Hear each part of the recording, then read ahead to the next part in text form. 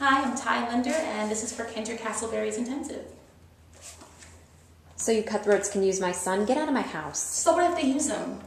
Use him right back. I know these guys. I know they're honorable men. That's not your problem. In a trial like this, you need cutthroat. You don't have to invite them to dinner, detective. But these two cutthroats are your son's best chance at not spending the rest of his life in prison. Nice save, Brooke. I wouldn't call it a save exactly, maybe a strong close. Let me translate, Brooke. I think I speak Mitch, he means thank you. I don't know if he needed to hit cutthroat twice. That's the easy part. Now we can do this with 3 weeks prep. You never know. We might wrangle a continuance.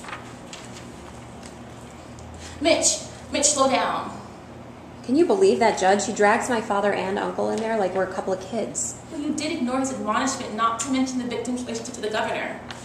Come on, he knew I was going to ignore it at some point. Be a man, slap me with a contempt citation. I know how they could have ditched the murder weapon.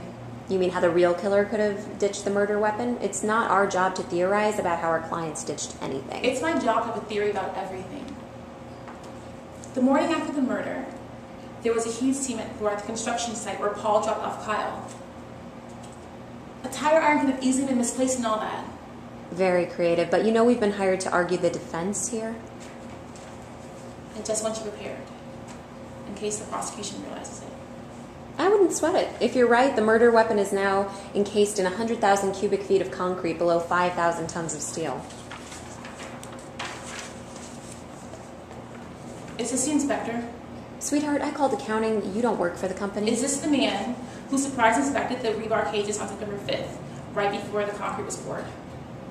All alone? Where are my son's best chance? And early. Working on a theory. They didn't jump ship. I'll give them that. Sure blew a Fuber-sized hole in the sucker, though. You want to hear it? The theory? Paul came home the night of the murder and confided in the one guy besides his best friend he knew he could trust. His father. Now his father thought about bringing him downtown, getting ahead of the whole thing, until he realized who the victim was. The nephew of the governor gets killed and someone's going to pay. His father wanted to believe his son didn't do it, but he was worried that he wasn't getting the whole story. And he was a retired detective. He's seen people do in the panicky hours after the crime. You're going to go down and take a look for insurance. I've also seen kids tell their parents what they want to hear. Detective Cantero, we're out of options. You don't have the luxury of doubt anymore.